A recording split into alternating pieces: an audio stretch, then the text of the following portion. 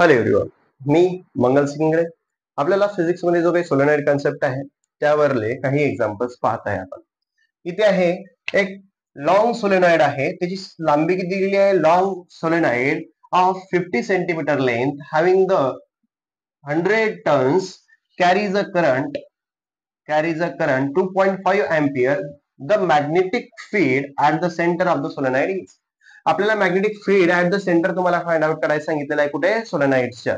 तर आपल्याला given formula माहित आहे मॅग्नेट सोलेनॉइडचा, that is B is equal to mu zero and I असा आपण फॉर्म्युला पाहिलेला.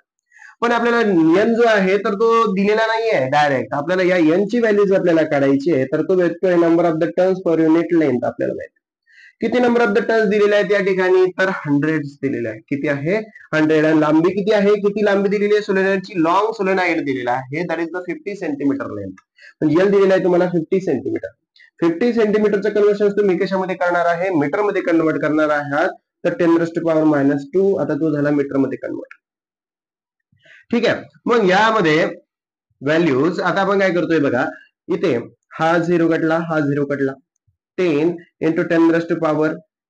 हे बघा रे, हा 5 1 जा 5, 5 2 जा 10. हा 10⁻⁻² खाली आहे तर वरती गेला तर काय होईल? प्लस होईल. म्हणजे 2 into 10⁻⁴ किती होईल? 2. म्हणजे किती भेटते तुम्हाला? 200.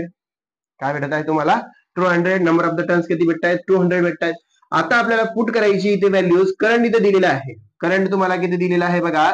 2.5 अँपियर एवढा दिलेला आहे. आणि म्यू झिरोची व्हॅल्यू दिलेली राहत नाही, पण तरी ती आपली पाठ असते. ती आहे mu zero is upon 4 pi is equal to 10⁻⁷ newton per ampere square. आपण असं ही त्याचं पाहिलं असेल, weber per ampere into unit आहे.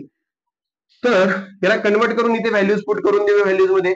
So B is equal to mu ची value 4 pi into 10⁻⁷, that is the permeability of free space. नंतर number of the turns per unit length आपण काढलेली आहे. किती काढली आपण? 200 काढलेली आहे. त्यानंतर करंट दिलेला आहे तुम्हाला 2.5.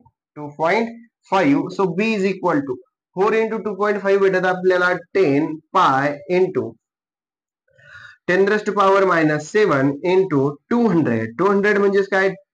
ओके, 200 म्हणजेच 2 इंटू 10⁻+2.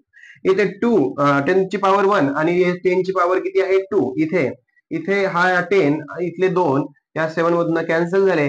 इथे काय राहिलं? बी is equal to 2 pi into 10⁻. या 7 मधनं 3 गेले असता तर -4 राहते. सो व्हॅल्यू जी दिलेली आहे आपल्याला, जे मॅग्नेटिक फील्ड काढायला सांगितलेलं आहे, तर ते पायच्या टर्म्स मध्ये नाहीये.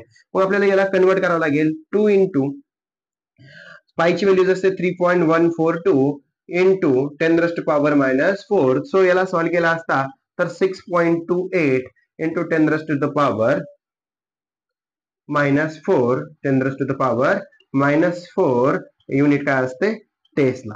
मॅग्नेटिक फील्डचं युनिट काय असते? टेस्ला किंवा वेबर पर मीटर स्क्वेअर. आता या ठिकाणी ऑप्शन जे आहे तर ते आहे बी ऑप्शन राहील या ठिकाणी 6.28 इंटू 10⁻⁴ टेस्ला.